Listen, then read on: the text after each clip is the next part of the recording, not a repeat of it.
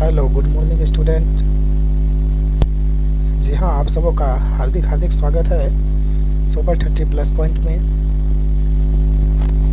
तो आज हम सभी बच्चों के लिए लेके आए हैं भारत के संविधान। जी हाँ, भारत के संविधान के बारे में बात करेंगे, जो कि लगभग कक्षा 6ठी से ही शुरू हो जाती है और हमें बहुत आगे तक देखने को मिलती है।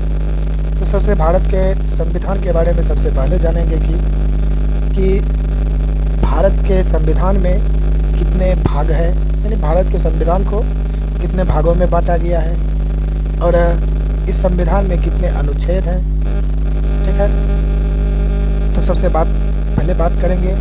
और एक चीज़ ध्यान रखें कि भारत का संविधान जो है वो 22 यानी कि 22 भागों में बांटा गया है और इसका जो अनुच्छेद है वो टोटल का टोटल 395 है। जी हाँ, 395 इसका अनुच्छेद है।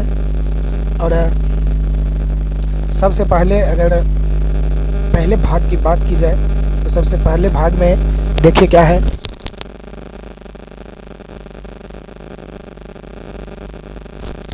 जी, तो सबसे पहले भाग में है कि संघ और राज्य क्षेत्र। जी हाँ, संघ और राज्य क्षेत्र, जिसमें कि बताया गया है कि पहले भाग में हमको जो है ना सबसे पहले ये समझना होगा कि संघ और राज्य क्षेत्र मतलब कि हर राज्य की एक क्षेत्र सीमा होगी।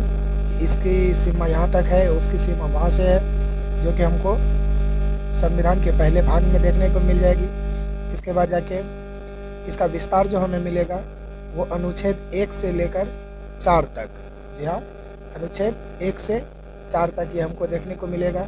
वहीं संविधान के दूसरे भाग की बात की जाए तो इसमें नागरिकता की बात की गई है। तो आप सभी को पता ही होगा कि नागरिकता क्या होता है। तो जिनको नहीं भी पता है तो वो ध्यान से देखें, सुने कि नागरिकता क्या है। देखिएगा अगर हम किसी अन्य देश में जाएंगे, वहाँ पे जो है हमको उस देश की नागरिकता मिलेगी कि नहीं मिलेगी, या फिर अगर कोई भी अगर विदेशी आता है भारत, तो उसको भारत की नागरिकता किस प्रकार मिलती है, कैसे दी जाएगी, उसका जो है वर्णन वो हमें अनुच्छेद 5 से अनुच्छेद 11 तक देखने को मिलता है। जी हाँ, वहीं संविधान के तीसरे भाग में मूल अधिकार की बात की गई है। जी, तीसरे भाग में मूल अधिकार की बात की गई है। मूल अधिकार का अर्थ होता है कि हमारा मूल अधिकार है कि हम यहाँ का निवासी हैं, हम इस क्षेत्र में रहते हैं। और इसका जो विस्तार होगा वो अनुच्छेद 12 से अनुच्छेद 35 तक हमको मिलेगा। जी हाँ, अब संविधान के चौथे भाग की ओर देखें तो इसमें क्या है, राज्य की नीति के निदेशक तत्व। जी हाँ, भारत के चौथे भाग में दिया गया है राज्य की नीति के निदेशक तत्व, जिसका कि हमें विस्तार मिलता है अनुच्छेद 36 से अनुच्छेद 51 तक। जी हाँ, और वहीं जो है भारत के चौथे भाग में ही मूल कर्तव्य के बारे में बताया गया है। जी हाँ, मूल कर्तव्य के बारे में हमें समझाया गया है कि हमारा मूल कर्तव्य क्या क्या है, किस तरह से जो है ना हमें अपनी जिम्मेदारी समझनी चाहिए।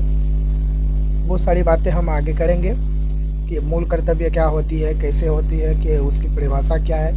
तो वो हम आगे बताएंगे, आगे समझेंगे। तो अभी समझें कि मूल कर्तव्य अनुच्छेद 51 क में देखने को मिलता है। जी हाँ, वहीं अनुच्छेद के 5वें भाग में हमें देखने को मिलता है संघ। जी हाँ, वहीं अनुच्छेद 5वें में हमें देखने को मिलता है संघ, जिसका कि वर्णन हमें मिलता है 52 अनुच्छेद यानी 52 अनुच्छेद 52 से 151 तक। जी हाँ, अनुच्छेद 52 से अनुच्छेद 151 तक हमें देखने को मिलती है। तो वहीं अब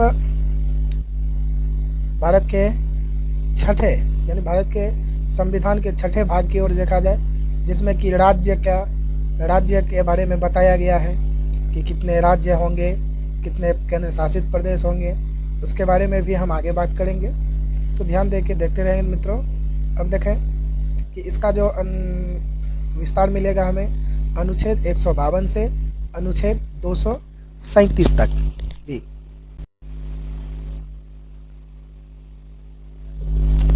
अब हम बात करते हैं भारत के संविधान के 7वें भाग के बारे में, जिसमें कि सबसे पहले क्या है, पहली अनुसूची के भाग ख के राज्य।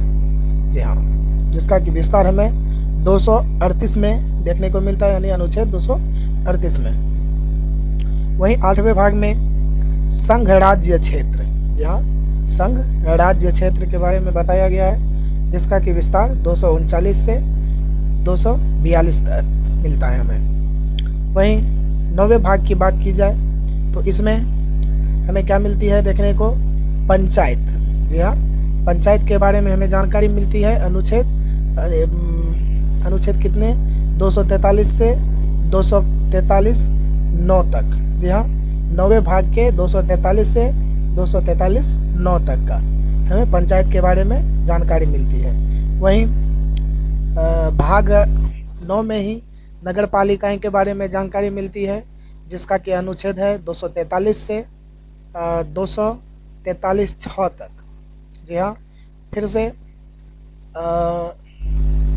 9वें भाग में ही सहकारी सोसाइटी के बारे में बताया गया है, जिसका कि जो है ना व्याख्या 243 य ज से 243 य 9 तक है। जी हाँ, अब 10वें भाग में हम चलते हैं। 10वें भाग में है अनुसूचित और जनजाति क्षेत्र। जी हाँ, जनजाति क्षेत्र और अनुसूचित क्षेत्र के बारे में हमें संविधान के 10वें भाग में, और इसका जो विस्तार हमें मिलेगा वो मिलेगा 244 से 244 क तक। जी हाँ, अब देखिए 11वें भाग में हमें देखने को मिलता है संघ और राज्यों के बीच संबंध, जिसका कि विस्तार हमें कहाँ तक मिलता है, कहाँ से, 245 से 266, यानी अनुच्छेद 245 से अनुच्छेद 263 तक।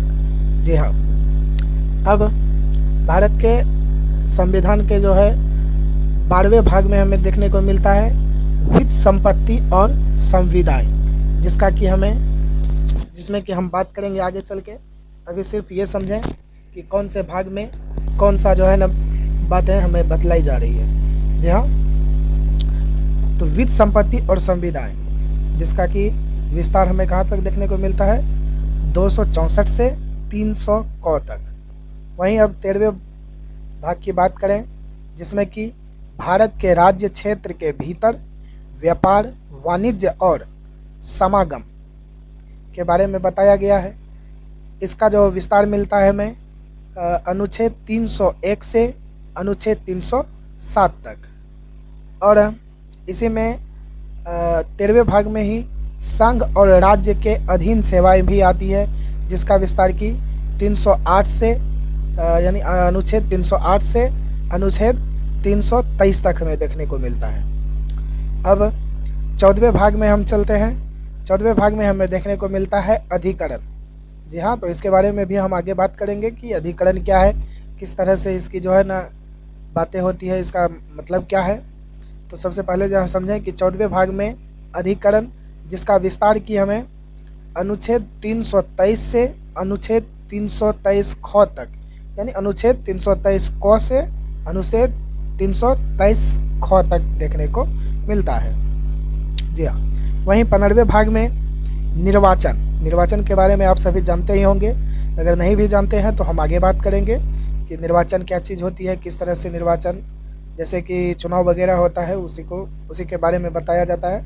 तो इसका जो ये जो आता है वो संविधान के 15वें भाग में आता है, और इसका जो वर्णन है 324 से 329 क तक। जी हाँ, वहीं 16वें भाग में है कुछ वर्गों के संबंध विशेष उपबंध। जी हाँ, जिसका कि हमें जो है वर्णन मिलता है अनुच्छेद 330 से अनुच्छेद 342 तक। जी हाँ, अब वहीं पे भारत के संविधान के 17वें भाग में है राजभाषा। जी हाँ, तो आप सभी को पता ही होगा कि सब राज्य की अलग अलग भाषाएं होती है, और किस तरह से जो है ना भाषा, कितनी भाषा पहले थी, कितनी भाषा बाद में जुड़ी, तो इसके बारे में भी हम आगे बात करेंगे। तो सबसे पहले समझें कि 17वें भाग में राज्य भाषा का अनुच्छेद में विस्तार कितना है। तो इसका विस्तार है 343 से 351 तक। जी हाँ, और 18वें भाग में है आपात उपबंध। जी हाँ, जिसका कि व्याख्या हमें मिलती है 352 से 360 तक। जी हाँ, वहीं 19वें भाग की बात करें जिसमें परिकीर्ण। जी हाँ, इसके बारे में भी हम आगे बात करेंगे, और इसकी व्याख्या हमें मिलती है 361 से 367 तक। वहीं 20वें भाग की बात करें तो उसमें है 20वें भाग में हमें बतलाया जाता है संशोधन। जी हाँ, तो आप जानते ही रहते हैं कि आए दिन संविधान में संशोधन किया जाता है, कुछ लागू किया जाता है, जैसे कि पहले भाषाएं कम थी, अब भाषाएं ज़्यादा हो चुकी है। किसी जाति को जोड़ना है, किसी भाषा को जोड़ना है, हटाना है, तो उसके बारे में, संशोधन के बारे में भी हम आगे बात करेंगे। और इसका उल्लेख जो है अनुच्छेद 368 में पाया जाता है। जी हाँ, अब 21वें भाग की बात करें जिसमें अस्थायी, संक्रमणकालीन और विशेष उपबंध, इसका भी उल्लेख हमें 369 से 392 तक मिलता है देखने। ठीक है, तो वहीं बात करें सबसे लास्ट, सबसे आखिरी 22वें भाग की, तो जिसमें कि हमें क्या मिलता है, संक्षिप्त नाम, प्रारंभ, हिंदी में प्राधिकृत पाठ से निर्माण। ठीक है, जिसका कि विस्तार हमें देखने को मिलता है 393 से 395 तक। जी हाँ, तो इसी के साथ हम अगले वीडियो में मिलते हैं। तब तक के लिए जय हिंद, जय भारत। उसमें समझेंगे